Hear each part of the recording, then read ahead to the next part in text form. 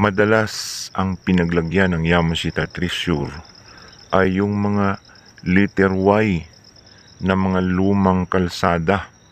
Ano ang pinakadahilan kung bakit marami dito sa mga kalsadang ito na nakaliter Y ay nariyan ang inilagay na kayamanan sa Yamashita Treasure? Ito po ang ating pinaka-topic na ibabahagi sa inyo. Kaya tutukan po ninyo hanggang sa matapos ang bidyong ito.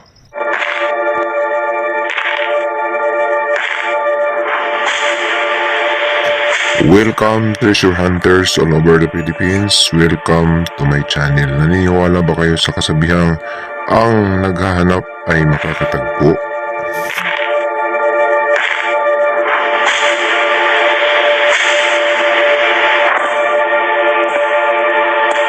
Son, Visayas, Mindanao, welcome back again sa aking channel. Maayong adlaw kaninyong tanandiha. Naimbag na aldaw kada kayo amin. Assalamualaikum warahmatullahi ta'ala wa barakatuh.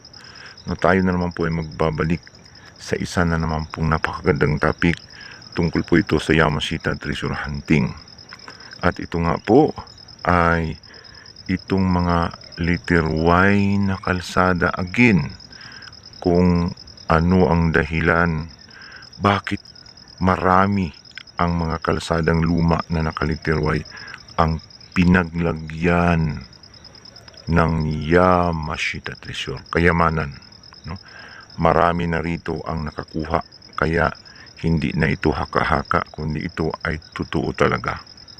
So bago natin pag-uusapan ito, no, kung bakit, ay magpapasalamat po muna tayo sa lahat po ng ating mga subscribers, buzzers, haters sa patuloy po ninyong pagsuporta, panonood po sa aking mga video. Sa hindi pa nakapag-subscribe, pakipindot na lamang po ang subscribe button sa ibaba at ang notification bell para updated po kayo sa mga susunod kong i-upload. At pakifollow na rin po ang aking Facebook page, Yusuf Yamato po. So tayo na naman po ay continue na naman sa isa na naman pong napakagandang topic natin pong isi-share sa inyo sa araw po na ito, tungkol po dito nga sa kung papaano, no, bakit anong dahilan itong mga letter Y ay napakarami na nilagyan ng Yamashita Treasure, itong mga letter Y na kalsada, no? Kalsada sa syudad man, sa kabundukan, sa mga probinsya na kung saan ginawang kalsada ng mga Hapon na may mga sanga na nakaliter Y, ay positibo nga ito sa Yamashita Treasure. Sila ang gumawa ng mga kalsadang yan, na kung saan nakadesign po ng literang Y, no? Marami ito po. So ang mga Japanese Imperial Army ay nilibot nila ang buong Pilipinas kasi utos ng mga generals na itago ang mga kayamanan, no, sa iba't ibang lugar, no, sa kabundukan ng Pilipinas. At hindi nga lang nag-iisa ang mga batalyon nila, no, na mga sundalo na kung saan may mga bihag na dala-dala na nagtago ng mga kayamanan, at dinisenyo nila ito pong mga kalsada na nagsanga, no, nagsanga na nakalitrang Y, at napakaraming ginawa nila na ganito, hindi lang nag-iisa.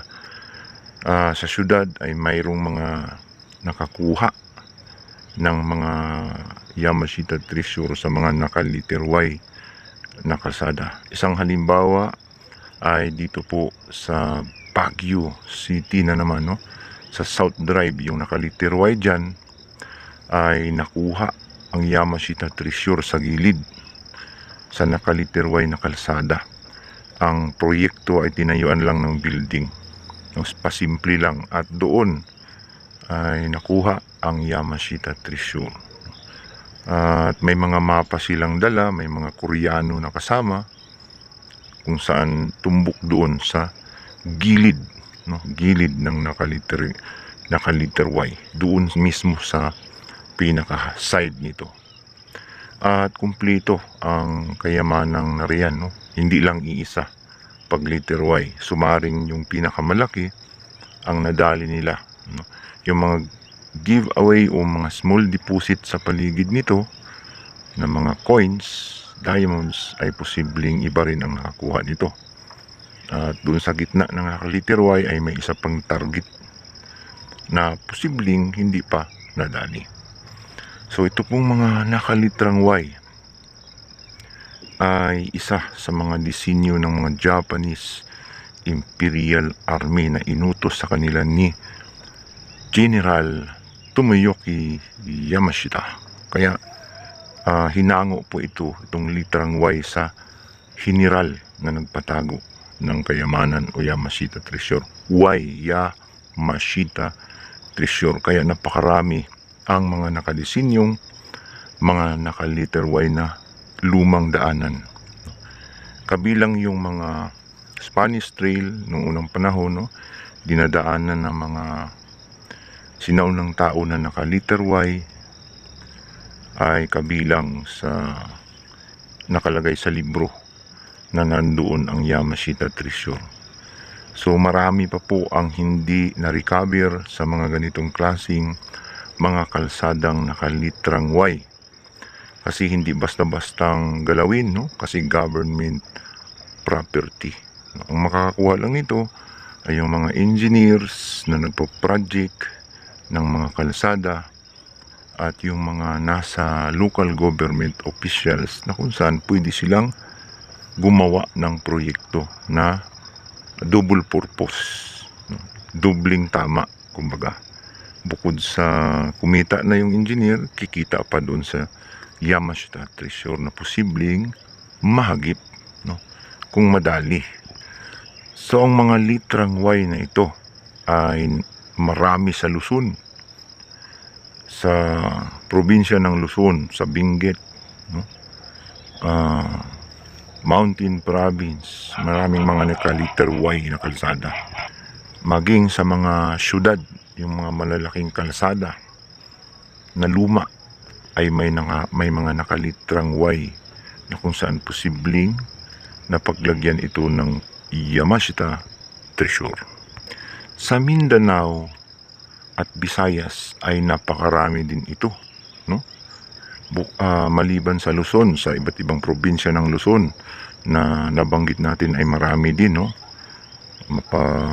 Bicol, Batangas, saan mga panig sa probinsya ng Luzon ay posibleng mayroon ito, no, na ipinakalat ni General Tomoyoki Yamashita.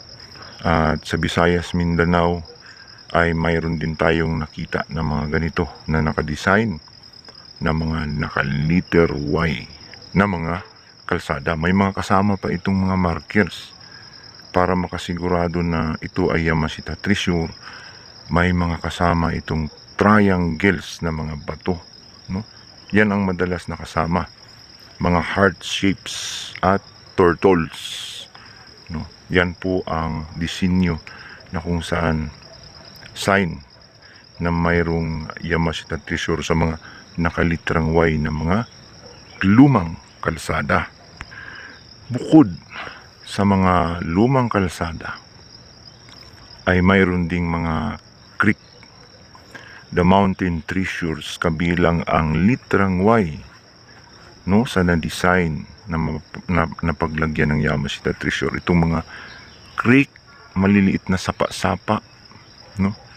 Gagmay nga sapa-sapa, small rivers na nakaliter Y, maliit lang ang sapa, maliit ang agos ng tubig, mga creek na patay, no? Walang tubig na dumadaan kapag umuulan lang nagkakaroon ng tubig, ay na-design ng mga liter Y, no? Na kung saan na napaglagyan ng Yamashita Treasure.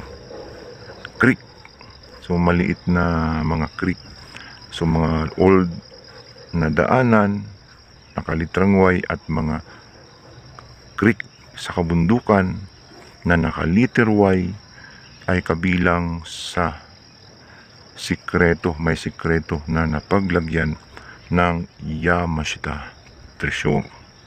Marami na po ang nakatuklas nito, nakadiskubre nito, at maaaring may mga nakakuha na ng mga ganitong klaseng Yamashita treasure na naka-letter Y sa mga creek at lumang mga kalsada. So, magtanong na naman itong mga kababayan nating treasure hunter. Nasaan ang Yamashita treasure dyan? No, sa creek. At saka sa mga lumang kalsada na yan. Always yan sa gilid ng naka-letter Y.